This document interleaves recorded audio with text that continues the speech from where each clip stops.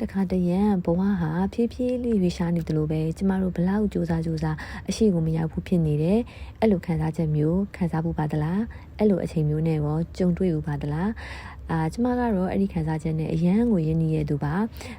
ကျမလိုမျိုးပေါ့နော်အသက်30ကျော်နေပြီးတော့ကိုယ့် life မှာလိုချင်တာရှိရပေါ့နော်အဲ့ဒီလိုချင်တဲ့ဟာတွေကမပြည့်စုံသေးဘူးလို့ခံစားရတဲ့သူတိုင်းဖြစ်လေဖြစ်တာရှိရခံစားချက်ပါ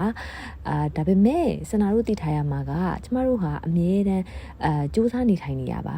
စူးစမ်းနေထိုင်နေတယ်ဆိုတာကအခွင့်အရေးကိုပဲထိုင်ဆောင်နေရမဟုတ်ပါဘူးအခွင့်အရေးနဲ့ကြုံကြိုက်လာလို့ရှိရင်ဖမ်းဆုပ်နိုင်အောင်လို့ပြင်ဆင်နေရပါဒါကြောင့်မို့လို့ဘဝမှာကိုလိုချင်တဲ့အရာတွေမရသေးလို့ပဲဖြစ်ဖြစ်ကိုနောက်ကျနေပြီလို့ပဲဖြစ်ဖြစ်တွေးနေပြီဆိုရင်တော့ဒီစကားလေးကိုသတိရပေးပါ You are not stuck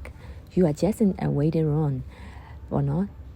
ကိုကပေါ့နော်ပိတ်မိနေရမဟုတ်ဘူးရက်တက်နေရမဟုတ်ဘူးကျမတို့ကအောင်မြင်မှုတွေစီကိုသွားဖို့အတွက်ဆောင်ဆိုင်နေရတဲ့အခန်းလေးထဲမှာရှိနေရပါအဲ့ဒီအချိန်မှာမိမိကို growth space ထဲမှာရောက်နေတယ်လို့ယူဆပြီးတော့ကိုနေ့စဉ်လှုပ်ဆောင်နေရမယ့်အရာတွေကိုဆက်လက်လှုပ်ဆောင်မှာကိုယ့်ရဲ့အားသာချက်တွေကိုစုဆောင်းမှာဘဝမှာရခဲ့တဲ့သင်ခန်းစာတွေကိုပြန်လည်သုံးသပ်ပါနောက်ထပ် chapter တစ်ခုကိုသွားဖို့အတွက်ကိုယ့်ရဲ့စိတ်နေစိတ်ထားကိုပုံသွင်းမှာဒါဆိုရင်တော့ကျမတို့ရဲ့ဘဝဟာအဓိပ္ပာယ်ရှိနဲ့ဆက်လက်ရွေးရှားနေတဲ့သူဖြစ်ပါပြီ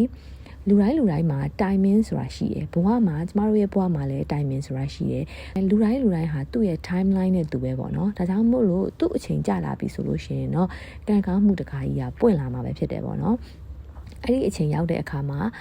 ရှေ့ကိုဆက်ပြီးသွားနိုင်ဖို့အစဉ်သင့်ဖြစ်နေတဲ့လူတစ်ယောက်ဖြစ်ဖို့အတွက်စူးစမ်းနေထိုင်သွားရမှာပဲဖြစ်ပါတယ်ဒါကြောင့်မို့လို့ပိတ်မိနေတဲ့ခံစားချက်တွေနဲ့ကြုံတွေ့ရတဲ့အခါမှာဒီလိုမျိုးလေးပြောင်းပြီးတော့တွေးလိုက်ပါ